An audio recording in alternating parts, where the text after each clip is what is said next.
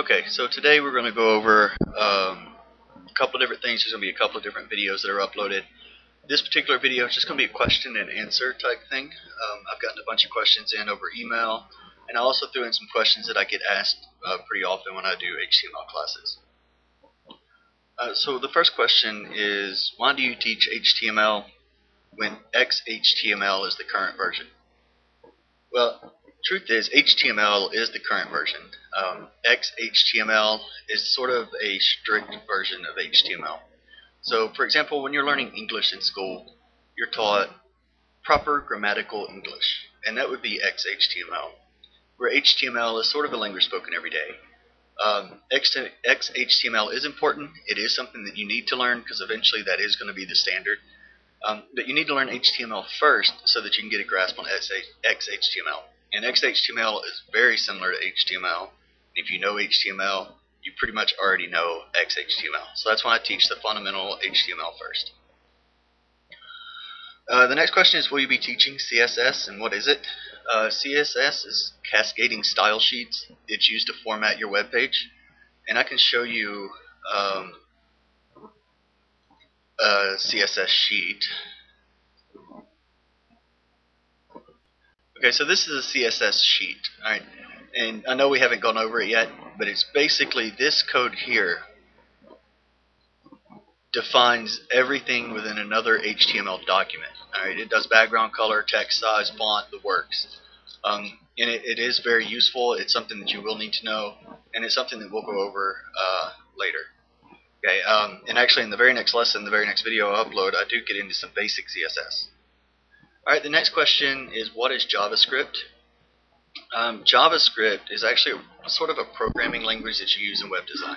Right? And it adds some functionality and interactivity to your website. And we'll get into some basic JavaScript much later. But here's an example. Alright, so you open this page, this one with JavaScript, and the first thing you get is this pop-up box, and it's asking, what is your name? Alright, so let's put in a name. We can make it up. We'll say our name is just Justin, for example. Alright, and then we click OK. Alright, and you can see what this JavaScript does is it allows us to put that name in anywhere we want. So, for example, hello Justin, how are you today? Justin, I hope you enjoy this example. Guess what, Justin? I can put your name anywhere I want now. And also a JavaScript that I put into this page is, tells you what day it is. Alright, so for example, this JavaScript right here is combining two, actually. So it says, oh, and JavaScript can even tell you what day it is. Justin, you know, the name again. And guess what? It's Saturday. Have a good weekend. Okay, so this will change depending on what day you load this particular page. And that's what JavaScript does. There's tons of other things JavaScript can do, and they're very functional. And I do recommend learning some basic JavaScript. But you also need to realize is that people can turn JavaScript off on their browser or block it completely. So JavaScript should be used to enhance your website, but your website should not depend on JavaScript. It should be able to run in case that JavaScript is not allowed to be used. Okay. The next question is, how do people make their web page move like movies? That's using Flash. I don't use Flash. I don't like Flash. I don't teach it. I think it really detracts from your website, and plus Flash isn't supported by every browser or every device. So I'm not even going to show an example because it's just a waste. If you do want to see some examples, there are some good ones at www.webpagethatsuck.com. And then, let's see, what's another one? Do all browsers show web pages the same way? No, they don't. And this is something that I would recommend if you're really going to develop a website, is to get multiple browsers.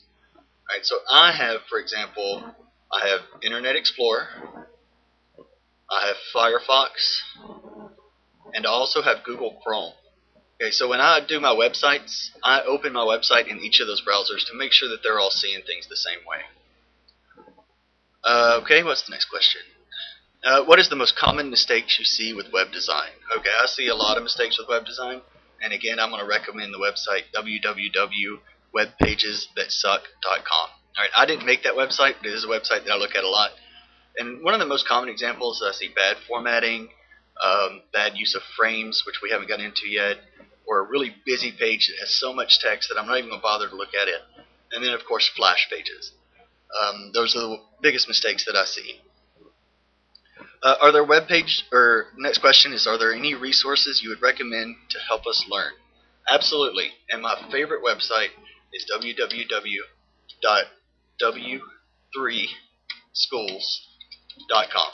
Alright, and again, I'm not associated with this website. It's just a tool that I use very often. It has tutorials. They're not video tutorials. There's things you have to read through. But what I do like about it is, say, like learn HTML.